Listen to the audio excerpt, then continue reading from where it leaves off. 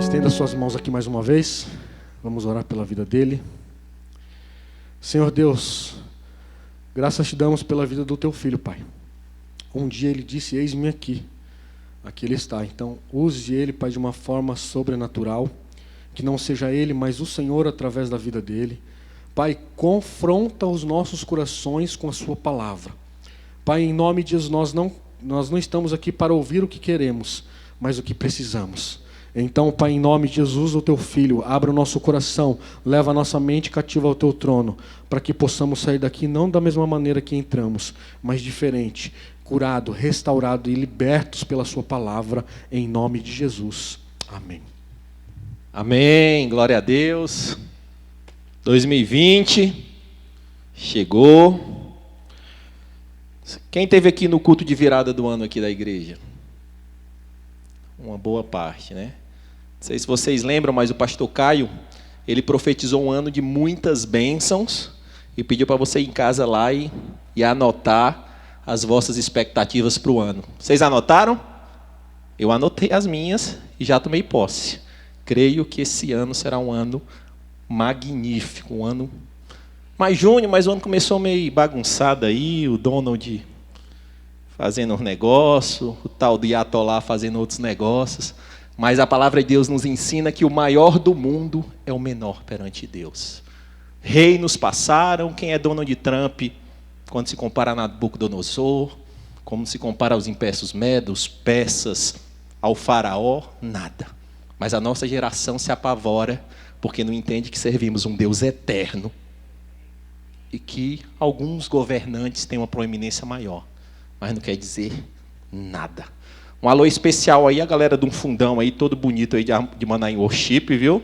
Sentimos honrados aí, camiseta linda, em nome de Jesus. Vamos se organizando aqui. Quem tem YouTube, Spotify, Facebook, Instagram, TikTok, quem tem aí essas redes sociais aí? Levanta a mão. Levanta e deixa erguida, quero ver. Amém. Quem está seguindo, curtindo, dando like aí na Igreja Manaim aí, nas redes sociais? Se você não está, comece, meu irmão. Porque diz que tem um tal do algoritmo aí, se a gente não interagir, ele não dá valor para nós não, entendeu? E tirando a brincadeira, dentro desse ano de 20 anos, a igreja está buscando uma direção sincera do Senhor para se abrir para as mídias digitais, para esse mundo que nos assusta. Mas a gente está pedindo direção ao Senhor. Orem pelo Maurinho, ergue a mão aí, Maurinho, o líder aí do Comunica Manaim, que está encarregado aí dessa missão de tentar fazer a nossa igreja online, às quartas, domingos e terças, e offline aí durante a semana. Amém?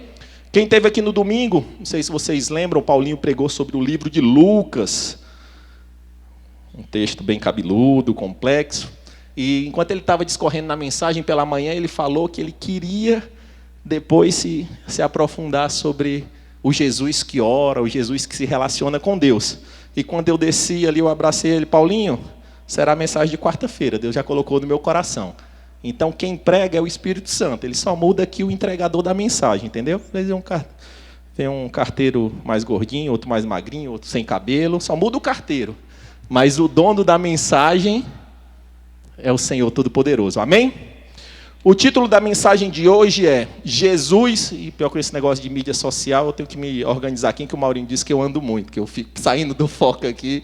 Vou tentar manter o quadro mais aqui. Tá bom, Maurinho? Vamos lá. O título da mensagem de hoje é Jesus, exemplo de intimidade com o Pai.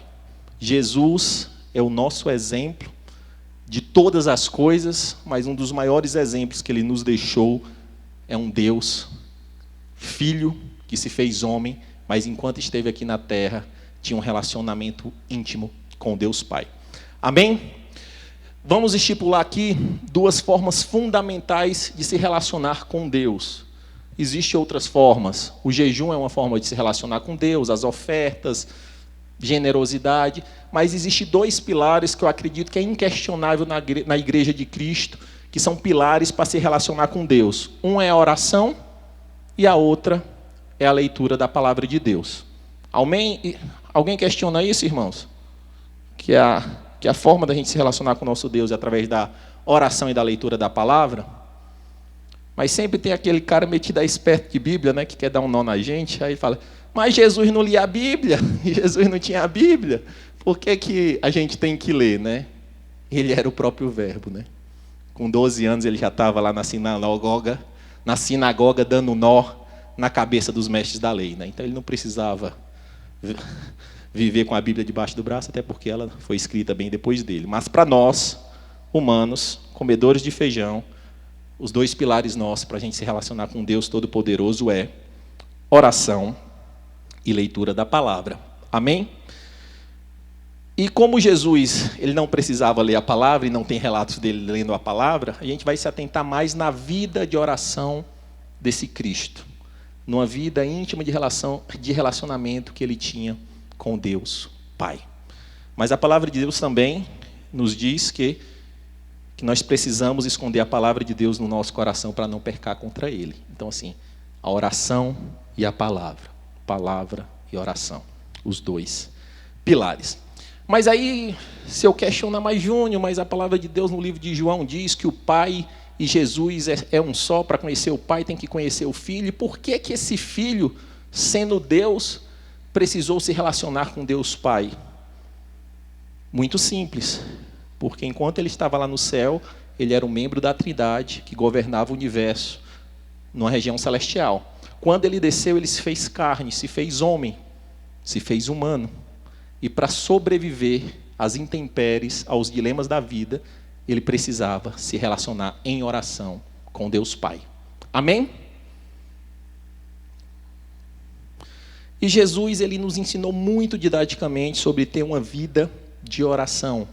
Ele foi muito minucioso nisso, era algo constante na vida dele, e ninguém entre os 4 evangelistas foi mais profundo nesse ensinamento de oração do que Lucas. Lucas, o terceiro evangelista, ele foi médico, um erudito, né? Se hoje é difícil ter um médico, imagine naquelas épocas, né? Há 2000 anos atrás, mais de 2000 anos atrás. E Lucas, até a forma que o Evangelho de Lucas foi escrito, ele se atentou a detalhes que, pelo seu nível intelectual, os demais não se atentaram. Detalhes geográficos, uma escrita mais erudita, porque ele tinha um nível intelectual acima. E ele foi considerado um grande historiador e um grande pilar da igreja. E esse Lucas, atento a detalhes, um historiador, ele se aprofundou na vida de Jesus de oração, mais do que qualquer outro dos evangelhos. Lucas fala dos momentos de Jesus orando mais do que o dobro ou o triplo dos outros evangelistas. E é meio intrigante, porque um médico voltado à ciência, voltado à razão, ele dá tanta ênfase a uma vida de oração. Não tem essa resposta na Bíblia, mas eu pressuponho que um ser totalmente racional, ele precisava de uma lógica para que ele entendesse aquele mistério de Cristo. E a lógica dele foi ver uma vida de oração de Jesus, o próprio Deus que se fez carne, orando e se relacionando com Deus Pai. Amém? Vamos abrir a palavra de Deus? Lucas 11, a partir do verso 1, eu vou ler na NVI, Nova Versão Internacional. Se você puder deixar depois a sua Bíblia aberta no livro de Lucas, que a gente vai se ir debruçando um pouquinho nele. A palavra de Deus fala assim: certo dia, Jesus estava orando em um determinado lugar. Tendo terminado, um dos seus discípulos lhe disse: Senhor, ensina-nos a orar, como João ensinou os discípulos dele. Isso é muito interessante, que a oração que Jesus ensina é a oração do Pai Nosso, logo em sequência. Mas isso é bem interessante, que Mateus ele cita o mesmo momento, a mesma oração do Pai Nosso, mas ele não cita que Jesus estava orando antes. Na verdade, Jesus estava orando, um dos discípulos vê Jesus orando e ele fala: Mestre, me ensina a orar. Me ensina a orar como você ora. Em outras palavras, me ensina a se conectar com esse Deus como você se conecta. me ensina. Eu imagino que o discípulo vendo, ele via algo diferente. Os discípulos judeus, eles estavam acostumados a ver orações físicas em praças, orações de fariseus, de mestres, mas ele via Jesus se conectando ao Pai de uma maneira diferente. Ele para e diz: me ensina, eu quero aprender a me conectar com o Pai dessa forma. E um primeiro ensinamento que nós trazemos é que Jesus ensinava pelo exemplo. Ele não dizia: eu sou Deus, vocês oram e está tudo certo. Não. Eu sou Deus que estou em carne, homem, e vou ter uma vida de oração. E dia após dia vocês vão ver eu orando ao meu Pai. Para que quando eu subir aos céus, vocês não esqueçam que é através da oração que você precisa se conectar a Ele. E a nossa primeira pergunta: cadê os homens, varões de guerra? Jesus ensinava os seus discípulos através da oração. Nós estamos ensinando as nossas famílias através da oração? Podemos dizer que somos exemplos para nossas mulheres de oração? A sua mulher tem lhe visto orando? Agora, coloquei os dois na mesma. Os nossos filhos têm nos visto orando? Os nossos filhos têm nos visto se conectar no Pai ao ponto de dizer: papai, me ensina a orar também, porque eu quero me conectar com esse Deus. Eu vejo que não é uma oração banal, eu vejo que você rasga o seu coração se conectando com esse Deus. Me ensina. E essa responsabilidade, primeiramente, está amarrada aos homens, como sacerdote. Nós temos que assumir a responsabilidade de oração das nossas famílias. E isso, ao longo da história da igreja brasileira mais recente, isso foi negligenciado. As mulheres oravam, as mulheres jejuavam, as mulheres iam para o círculo de oração e os homens ficavam assistindo futebol. E, na verdade, essa responsabilidade é nossa. Tem um pastor de jovens, que ele é meio doido nas colocações dele, e eu gosto muito, ele fala, né?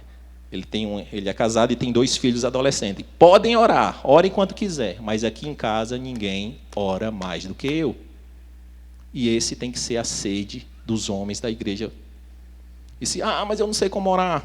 Tem um convite aí para cabra macho aí, doido. A alvorada está voltando aí, sabadão. Não, Roberto? Sabadão, 6 horas da manhã. Os homens, os varões dessa igreja se acordam aí para orar e buscar. Então, esse é o primeiro ensinamento. Temos que orar e temos que buscar ser exemplos para a nossa família. Esse mesmo relato que Lucas relatou, dando ênfase à oração, Mateus relata no capítulo 6, a partir do verso 6, que eu vou ler aqui para vocês. Mas quando você orar, vá para o seu quarto, feche a porta e ore ao seu pai, que o pai que está no secreto, que te vê no secreto, o recompensará. Então, assim, Mateus ele deu ênfase a uma outra situação, mas que remetia à mesma coisa. Lucas falou através que era importante orar, ressaltou esse momento. Só que Mateus falou de uma oração no secreto, uma oração que é fora da multidão. E ele ratifica esse pensamento dele falando que o Pai que te vê no secreto te recompensará. E ele expande isso através das ofertas e dízimos, que o que a sua mão dá, a outra não precisa dar, não precisa saber, e também reforça isso através do jejum. Quando você fizer um jejum, não fique pálido, não fique atrofiado, não fique para que a multidão entenda. Não, na verdade, esteja resplandecente, porque o seu Pai que te vê no secreto, Ele te recompensará. Mas que secreto é esse, Júnior? A gente tem que se esconder para orar? Não, não é isso. Esse secreto, ele fala 2 ensinamentos para a gente. O primeiro, um secreto de ser separado, de ser restrito. Naquele tempo, eles não tinham nossos quartos com porta e ar-condicionado. Então, esse secreto poderia ser numa despensa da própria casa, poderia ser num quarto, mas ele ensinava e valorizava que se buscasse sair para esse secreto. Esse secreto poderia ser no monte. Em alguns momentos, das vezes que Jesus saía para orar, ele ia ao monte e ficava sozinho. Então, ele fala de uma necessidade de nós termos momentos em secreto, momentos em separado. E também esse secreto, ele nos diz muito sobre a motivação, porque ele fala de pessoas que buscavam as multidões para ter a aprovação da sua eloquência de orar, no caso dos fariseus. Ele falava de pessoas que queriam esbanjar a forma que ofertava, e falava de pessoas que queriam atingir as pessoas através do seu jejum. Mas esse secreto está muito ligado à motivação do coração. O teu pai, que vê a motivação no secreto, a motivação do teu coração no secreto, ele te recompensará. E isso é bem gritante no capítulo 18 do próprio Lucas, não precisa abrir, onde nós temos a parábola que só Lucas escreveu do fariseu e do publicano. O fariseu, ele vai na sinagoga orar, e Jesus, que lê nosso Deus poderoso, que entende as intenções da nossa mente e no coração, percebeu que ele orava assim: que bom que eu não sou como aqueles pecadores, que bom que eu não sou como aqueles pecadores. Mas nessa mesma sinagoga, a palavra de Deus fala que existia um publicano, que ele orava tão contritamente, que não tinha coragem nem de olhar para o céu, e falava: miserável que sou, perdoa, Senhor, perdoa que eu sou pecador. E é a oração do publicano, essa oração sincera, rasgada, é a que tocou o coração do Pai. Amém?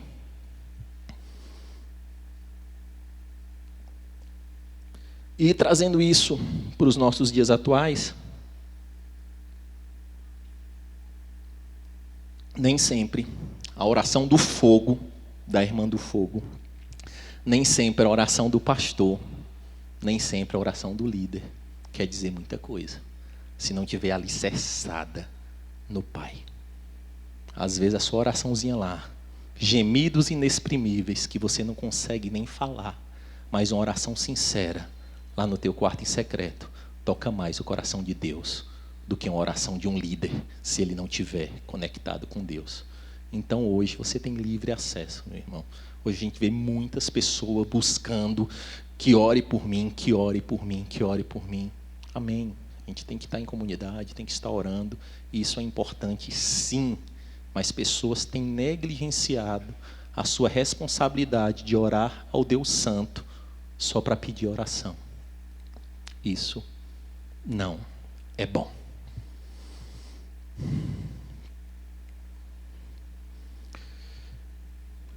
Um outro ensinamento que nós podemos tirar dentro desse texto de Jesus, que Jesus era íntimo de Deus, se relacionava, mas nós também podemos fazer o inverso. O Deus Pai era um Deus que se relacionava. Era um Deus que, desde o início da palavra de Deus, ele gostava de intimidade. Já começando lá no Jardim do Éden, quando ele descia na viração do dia, para se relacionar intimamente. Esse mesmo Deus, ele tem relatos de uma intimidade tão sincera com Moisés, que é uma intimidade que a gente imagina como é possível.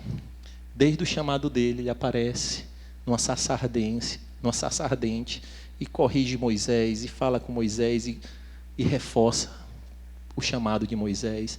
E ele vai conduzindo Moisés contra Faraó, abre o mar, toda aquela história que vocês conhecem. E chega um momento que Moisés estava tão íntimo desse Deus, tão relacionado com esse Deus, que Moisés falava e o relâmpago respondia. Você imagina um nível de intimidade dessa? Você falar: Deus, estou aqui, meu filho. É meio louco, mas está escrito. Foi só para vocês acordarem, irmão. Segurou, só para quebrar o gelo. E a palavra de Deus também fala que esse mesmo Moisés estava com um grupo perto do Monte Sinai, e esse grupo via o poder, eles temiam a Deus, e o grupo não teve coragem de se aproximar de Deus. E Moisés avançou um pouco mais com os líderes. Só que os líderes viam que estava chegando perto, e os líderes não tiveram coragem de chegar mais perto. Mas Moisés, que era tão íntimo desse Deus, ele adentrou a nuvem e subiu, e ficou 40 dias se relacionando com esse Deus.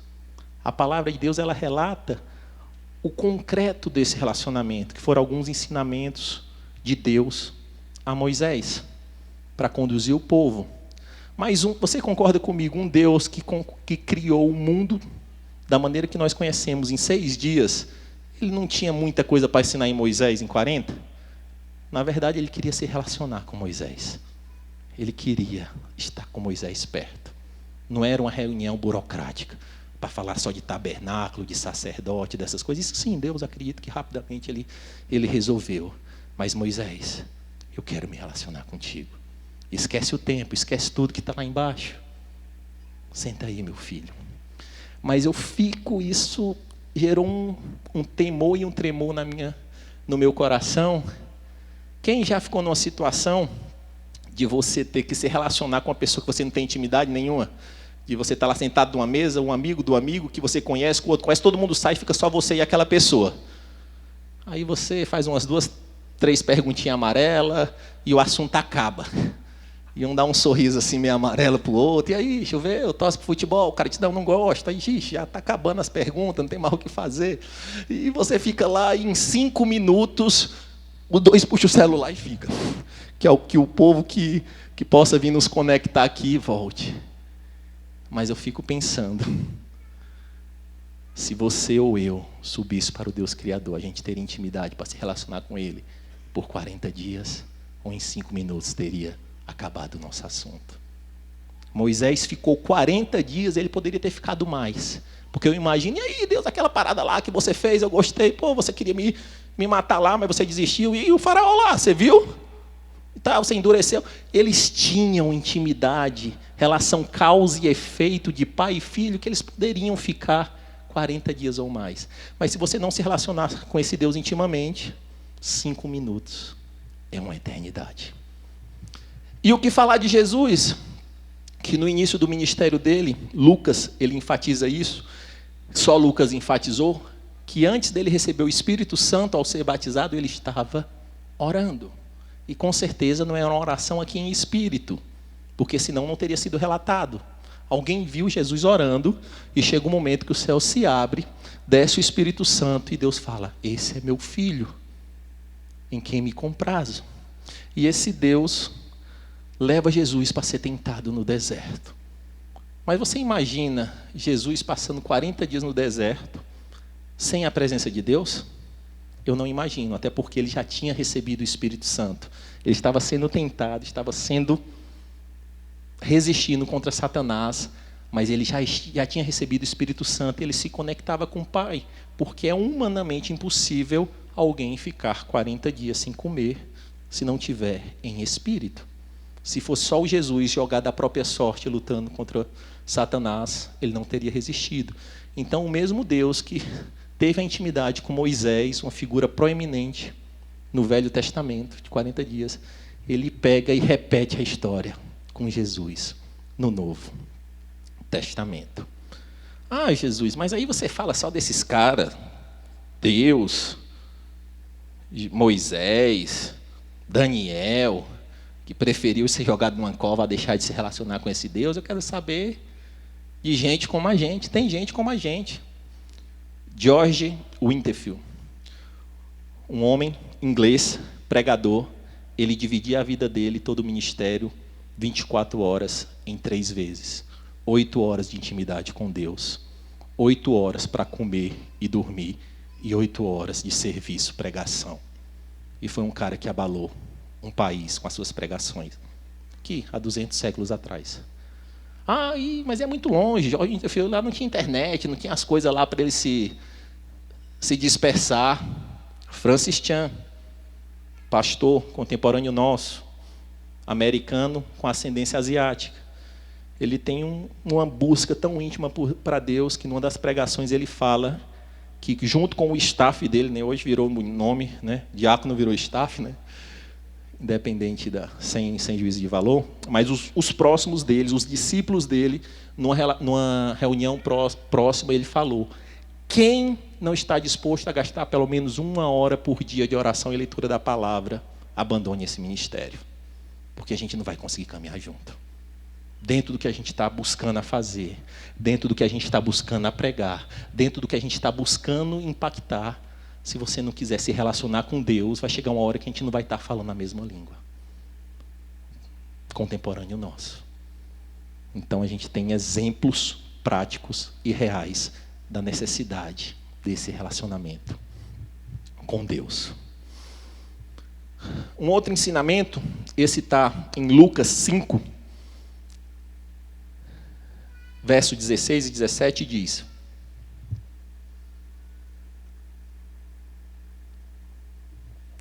todavia, as notícias a respeito dele, a respeito de Jesus, se espalhavam ainda mais, de forma que as multidões, grava aí, multidões, vinham para ouvi-lo, para serem curadas de suas doenças. Mas Jesus se retirava para lugares solitários e orava.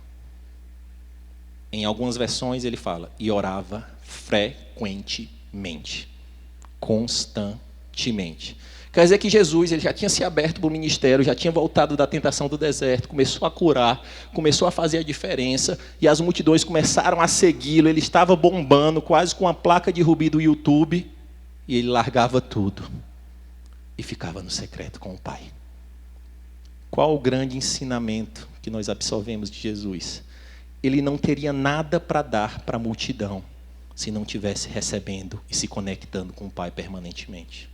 Ele sabia que a capacidade humana dele não poderia nutrir um anseio de multidões que precisavam ser libertas de demônios, que precisavam ser curadas, que precisavam ser restauradas. Ele entendia que ele não poderia nutrir essa multidão se não tivesse se reconectando com o Pai.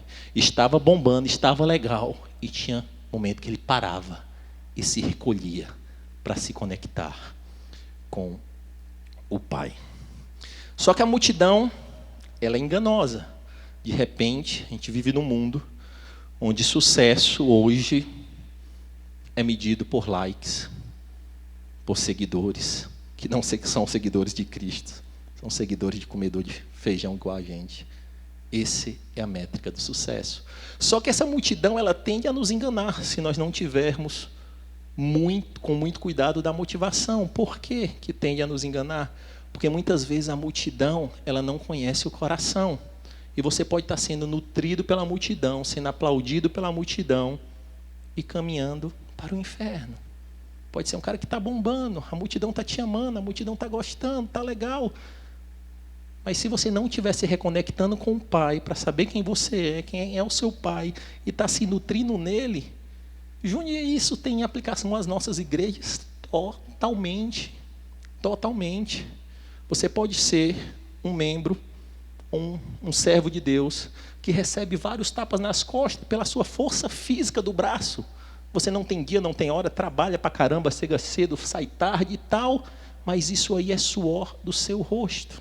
Enquanto isso, a multidão está batendo. Você é uma bênção. Continua, você me espelha, mas ele está aplaudindo o teu esforço. Não está aplaudindo o teu caráter, não está aplaudindo o teu fruto. Então a gente tem que ter cuidado com isso.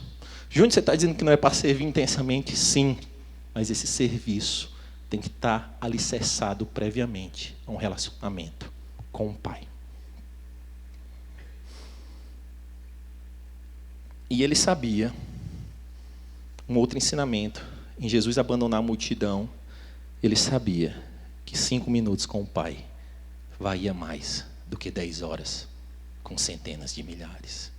Quando você descobre esse relacionamento íntimo com o Pai, nada pode substituir.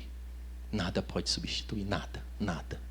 Sua esposa, seus filhos, legal, bacana, seus amigos, os caras que gostam de você, nada pode substituir quando você se relaciona diretamente com esse Pai e você se vê achado nele. E Jesus sabia dessa relevância, ele trocava as multidões, os milhares, por momentos com o Pai, intimamente. Amém?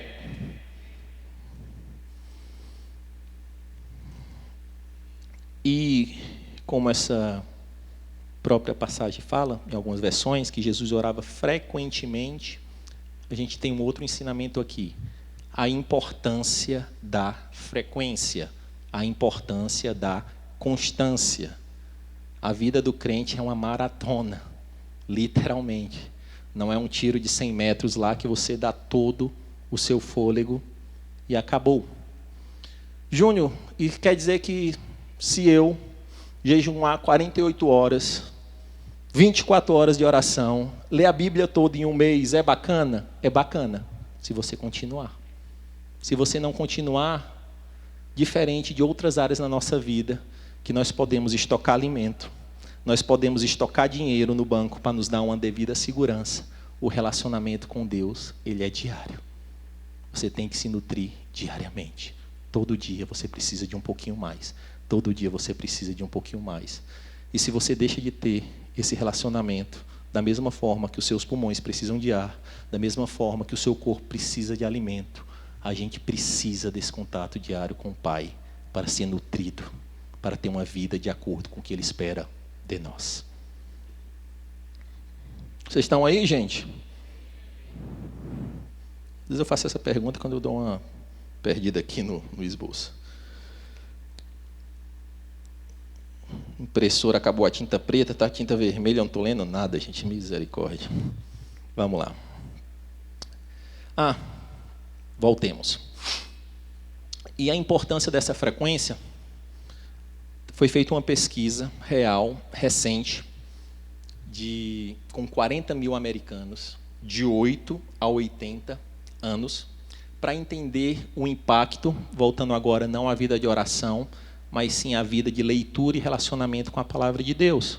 Esse vídeo a pastora Raquel compartilhou com a gente. E eles começaram a entrevistar, interagir com essas pessoas com outro intuito e descobriram uma coisa muito importante. Se você se relaciona com a palavra de Deus uma vez por semana, por exemplo, hoje, abra a palavra de Deus em Lucas 11. Ela gera quase ou nenhuma mudança nas questões vitais da vida. Se você se relaciona 2 vezes, quase ou nenhuma mudança nas questões vitais da vida. Se você relaciona 3 vezes por semana com essa palavra, aí fala que é como se fosse ele começa a acender algumas mudanças. E ele fala quando você se relaciona com mais de 4 vezes intimamente com essa palavra, questões fundamentais da vida do ser humano começam a ser chacoalhadas. Alcoolismo reduz mais de 30%, pornografia cai mais de 30%, sentimento de solidão cai drasticamente, sentimento de morbidez espiritual cai drasticamente. E no outro lado, a necessidade de evangelizar aumenta drasticamente, a necessidade de se sentir. Então, assim, essa palavra de Deus, ela nos nutre, mas não adianta uma vez por semana, gente. Me perdoe, me ame em Cristo Jesus. Se vocês vão voltar para casa com essa frustração. Júnior, eu abri a palavra de Deus aqui e ler o versículo que o pastor diz, não vai mudar nada, não? Não. Isso agora é científico.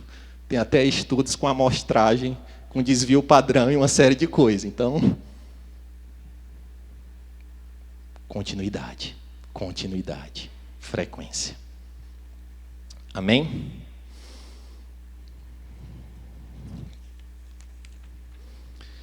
Antes das decisões cruciais, Jesus orava, Jesus se relacionava, Jesus buscava as respostas no Deus Pai.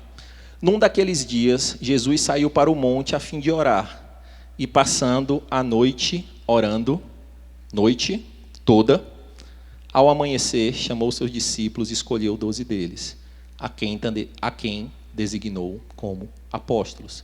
Então, antes de tomar uma das decisões mais importantes ministeriais de Cristo, ele já tinha seguidores, já tinha multidão seguindo, já tinha dito, ele precisava assim, eu vou sacudir aqui a roseira para ver quem vai ser os 12.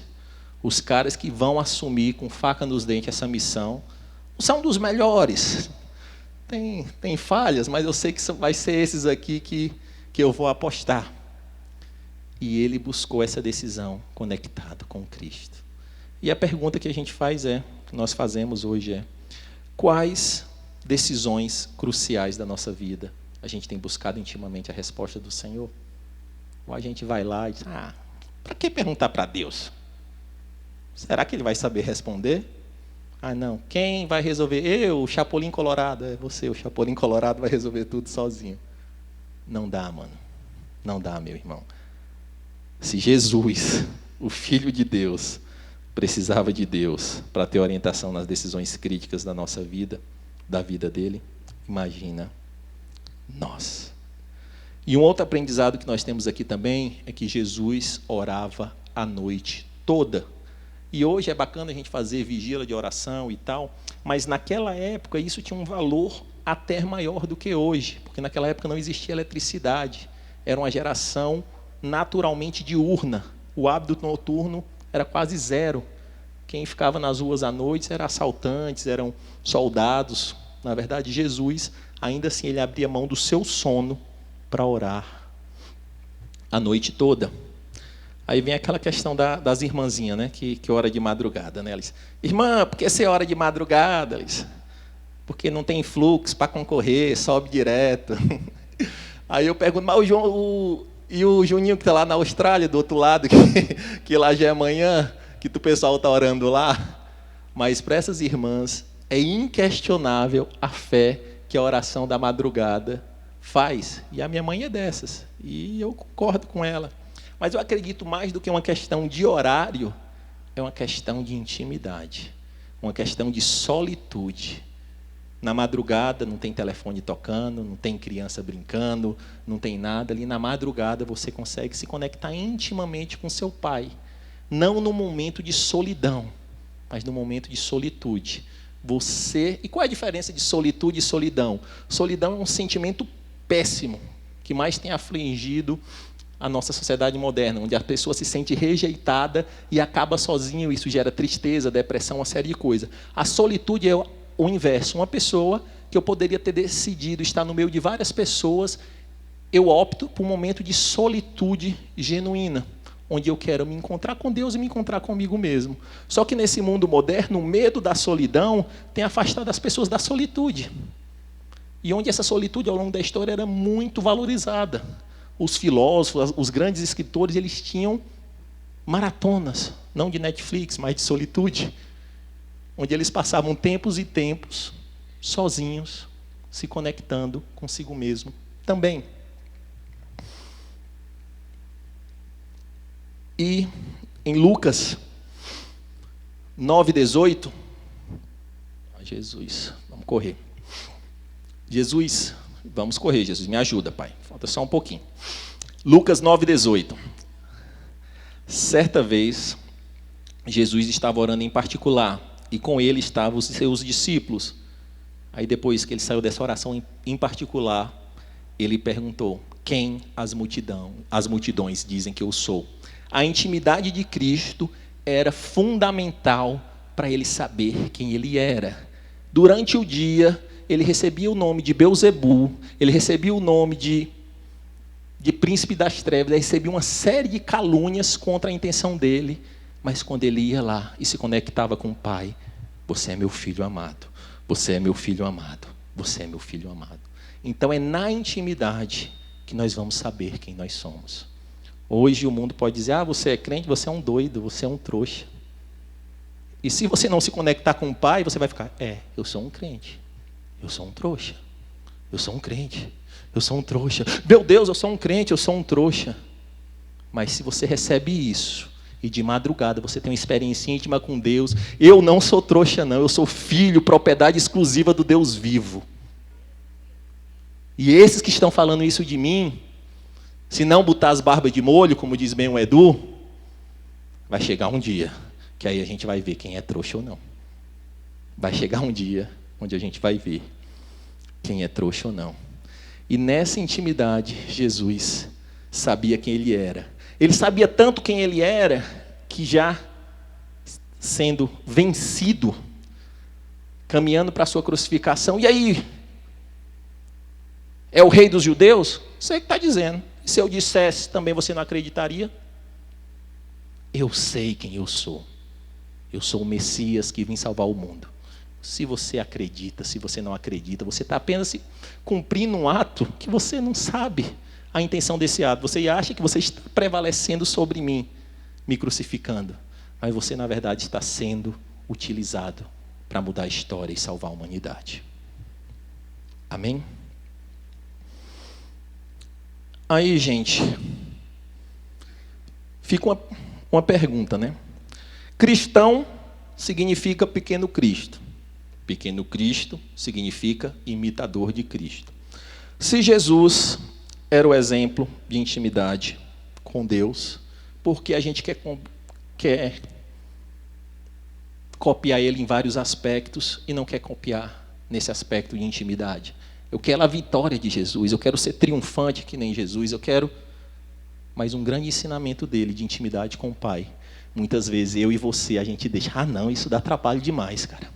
Isso eu não quero. Esse ensinamento que a palavra de Deus diz, que era como ele se nutria com o Pai, esse eu não quero. Esse dá trabalho. Esse passa por eu me encontrar com Deus e aceitar ser esmagado como uma uva para que saia um bom suco. Esse relacionamento está implícito eu ter que abrir mão de algumas coisas. Esse relacionamento com Cristo está implícito a ver os meus pecados e ter que abrir mão dele. Então eu quero copiar Jesus nessas outras coisas, mas copiar ele nessa intimidade eu não quero. Então assim, você não vai ter outra. É outra coisa que vocês me perdoem hoje. Eu estou falando isso para mim. Não adianta querer copiar Jesus nas outras coisas, se não copiar no fundamental. Se não copiar no essencial, que é o relacionamento com Cristo. Não vai surtir efeito. Mas aí, por que nós não buscamos essa intimidade?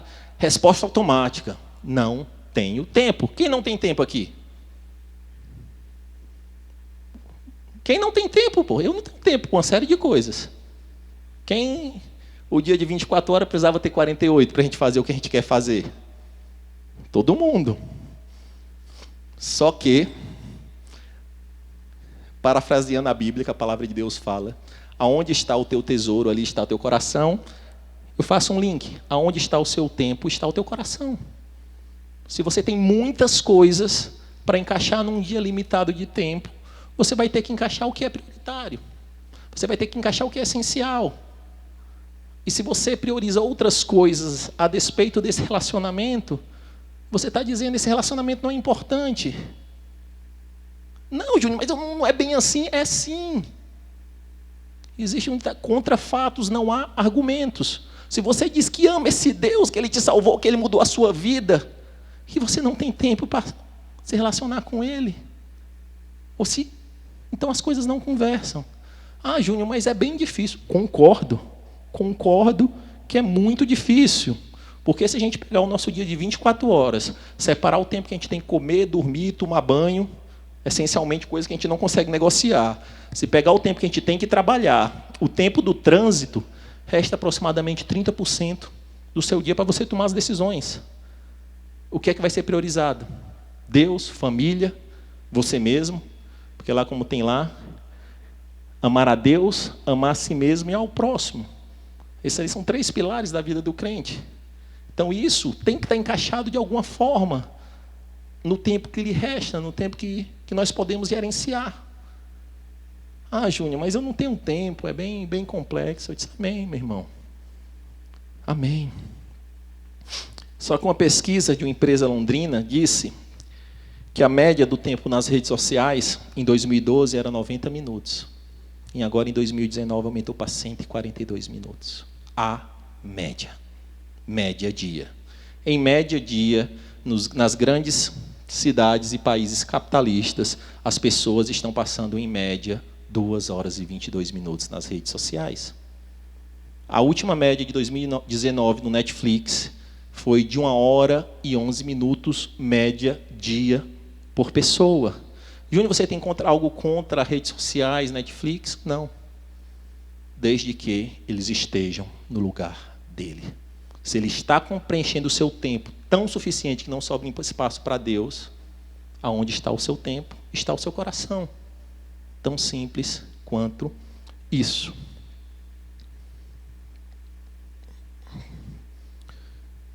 E hoje a gente vive numa pós-modernidade onde não ter tempo é sinal de sucesso.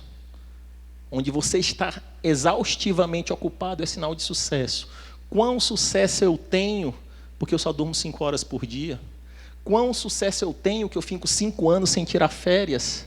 quão sucesso eu tenho. Isso é loucura, gente. A medida de sucesso não está nisso. Aí se você pega um bilionário americano, Warren Buffett, um mega investidor, que está há mais de décadas entre os homens mais ricos do mundo, perguntaram, e aí, cara?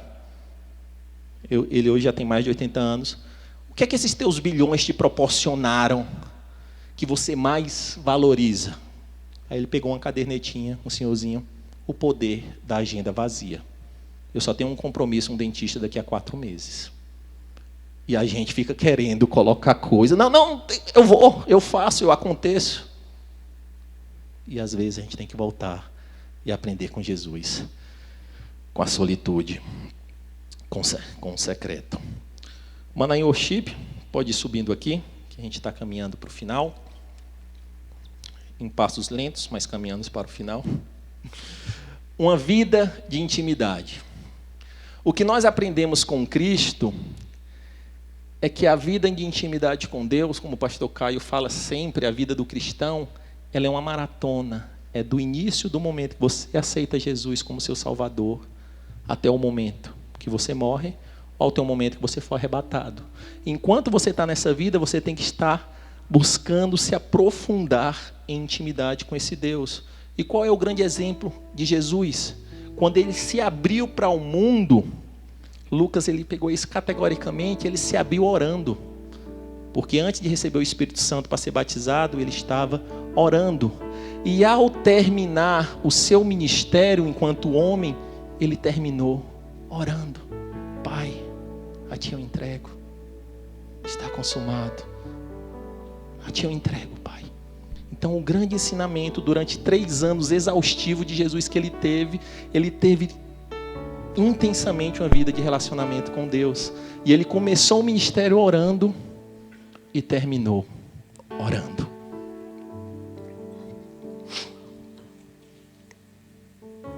E a vida do crente é buscar essa intimidade. É buscar mergulhar mais profundo. E Júnior, tem um limite para essa intimidade? Não.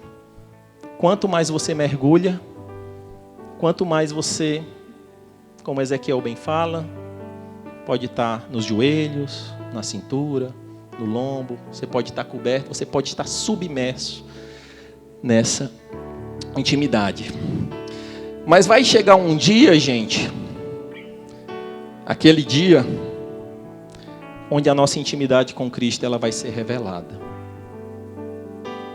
O que eu e você vivemos no nosso secreto, voltando àquele secreto lá de Mateus 6, ela vai ser revelada. E Lucas descreve muito bem isso, só ele descreveu, em Lucas 13, 23. Alguém lhe perguntou, Senhor, serão poucos salvos? Ele lhes disse, esforcem-se para entrar pela porta estreita, porque eu lhes digo que muitos tentarão entrar e não conseguirão. Quando o dono da casa, o próprio Deus, se levantar e fechar a porta, vocês ficarão do lado de fora, batendo e pedindo, Senhor, abram a porta. Ele, porém, responderá, não os conheço, nem sei de onde vocês são. Então vocês dirão de novo, nós comemos contigo, nós bebemos contigo, nós ensinamos nas ruas. E ele responderá novamente, não os conheço, nem sei de onde são vocês. Afastem-se de mim, todos vocês que praticam o mal. Ali haverá choro e ranger de dentes, quando vocês virem Abraão, Isaque, Jacó e todos os profetas no reino de Deus, mas vocês excluídos. Quando eu leio essa palavra, eu tremo e temo. O próprio Deus, que criou todas as coisas, que nos gerou desde a barriga da nossa mãe, dependendo da vida que a gente decidir viver, Ele pode chegar lá num fatídico dia, fechar a porta e você bater, Deus, Deus! E Ele do lado de dentro dizer, eu não te conheço. Mas Deus, eu estava lá na praça, eu preguei, eu fiz, eu disse, mas meu filho, a intimidade você não teve, eu não te conheço, meu filho. Mas Deus, eu sei quem você é, Deus, Deus, Deus. Você sabe quem eu sou, porque é inevitável não saber quem eu sou, porque eu sou o Criador de todas as coisas. Mas, filho, aqueles minutos preciosos, a gente não teve. Aqueles minutos para mim te exortar, porque o pai exorta quem ama, o pai corrige a quem ama. Eu não tive contigo, meu filho. Agora é o momento para os aprovados. Agora é o momento para os que decidiram estar comigo. Você teve outras escolhas, meu filho. E isso tem que ser forte no meu e no seu coração. A gente está sempre se visitando e se perguntando como é que está a nossa vida íntima com Deus. Porque se não existe intimidade, não existe escutativa. Lembre as pessoas mais íntimas que você tem, seu pai, sua mãe, seu marido, seu filho. Num primeiro sussurro você reconhece a voz. E a voz de Deus você reconhece. Você reconhece a voz do Espírito Santo tocando aqui no íntimo. É o meu pai que está falando comigo, é o meu pai que está falando comigo, é Ele. Sim, meu pai. Você reconhece? E eu tenho algumas perguntas para fazer nesse encerramento. Como é que está a minha e a sua vida intimamente com Deus? Não na Igreja Batista Mandaim, dentro dos ritos religiosos que nós temos, mas dentro do secreto, num secreto físico e num secreto de intenção. Como é que está a nossa vida intimamente? Nós podemos chegar e dizer: Jesus, sobe, me chama para subir igual Moisés. Eu tenho 40 dias para a gente se relacionar, para falar dos pedidos, das curas, das transformações, dos milagres, daquelas vezes que eu intimamente apenas chorei na tua presença, mas eu senti o teu Espírito Santo tão forte, Deus, me consolar. Ah, Deus, aquele dia foi tão magnífico, meu Senhor. Será que se a gente subisse e tivesse essa oportunidade, ou a gente ia falar com Deus: Deus, 5 minutos eu não tenho mais o que dizer, Deus, porque eu não me relacionei contigo durante toda a vida. Você se lembra, meu irmão, a última vez que você ficou na presença do teu Senhor e você esqueceu do tempo? Você fechou a porta do seu quarto, achou que ia ser 5, 10 minutos, e quando viu, perdi o tempo de tão agradável que estava aquela presença.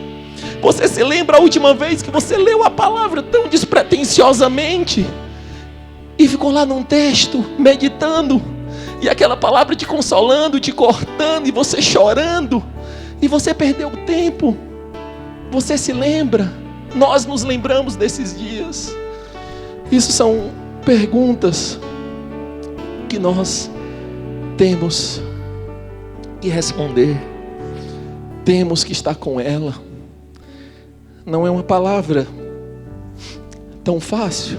E não esqueçam que o carteiro, no caso de quem entrega a palavra de Deus, ele recebe a carta aberta. Então essa palavra ela já me rasgou. Ela já me rasgou. Muito, muito, muito, muito mesmo.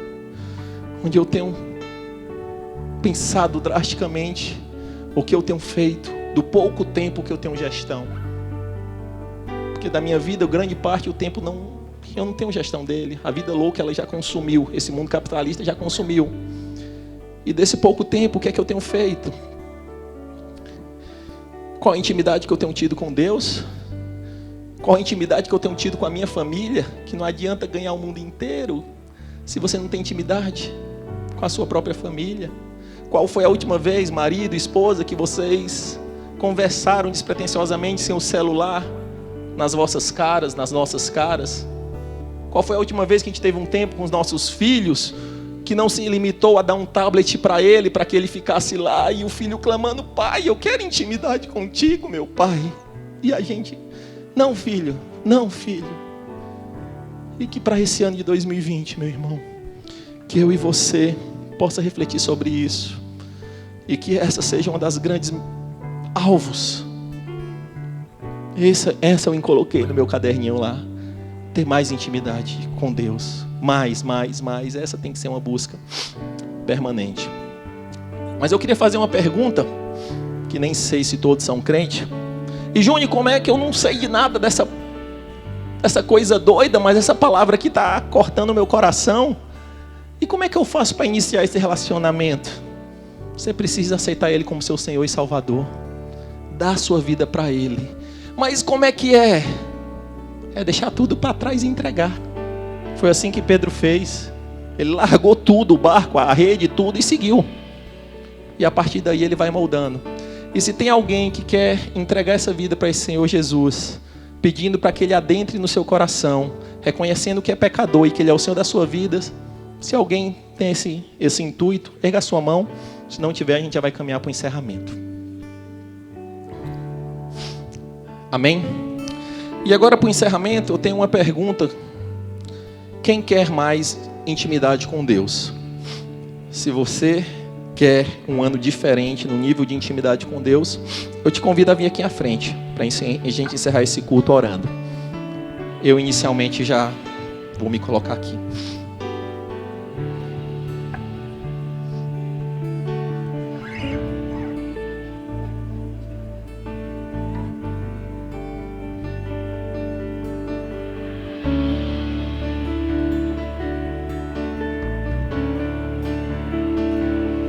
Sua presença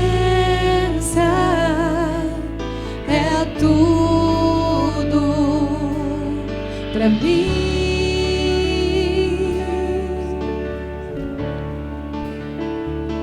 Fique à vontade, se quiser se ajoelhar, se quiser orar com alguém.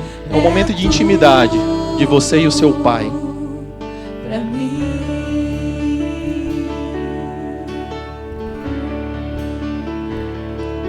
Sua presença é tudo pra mim.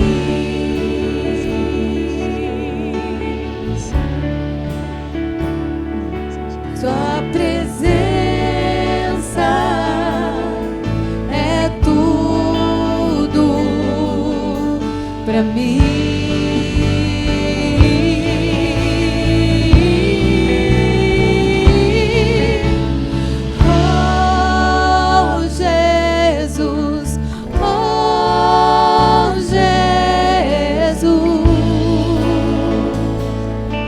Tua presença é tudo pra mim, oh Jesus.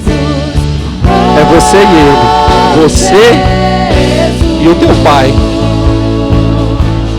tua presença é tudo pra mim, oh Jesus, oh Jesus.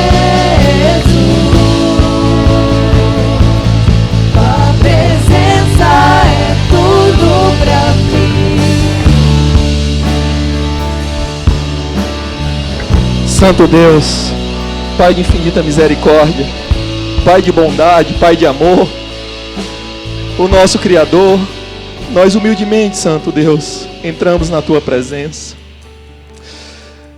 Te pedimos, Deus, dentre tantas prioridades que nós temos para esse ano de 2020, nós queríamos iniciar esse ano, Pai, colocando no Teu altar algo tão fundamental, algo que muitas vezes nós temos negligenciado, Pai, que é a intimidade contigo, Santo Deus.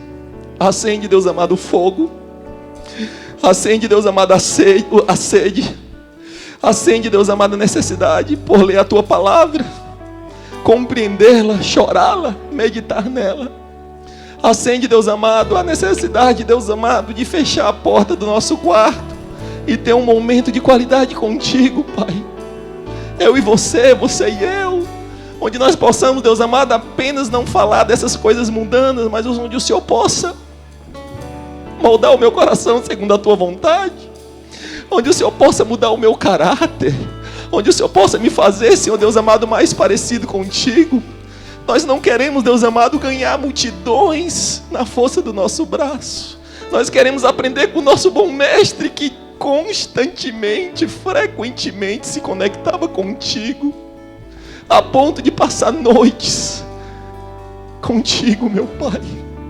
Senhor Deus amado, que nós possamos entrar na Tua presença, não como um ritual, não cumprindo, Deus amado, uma obrigação de alguns minutos para apenas dizer que eu estou cumprindo uma tabela, mas que eu possa, Senhor Deus amado, entrar na Tua presença com o coração rasgado, alegre em se relacionar contigo.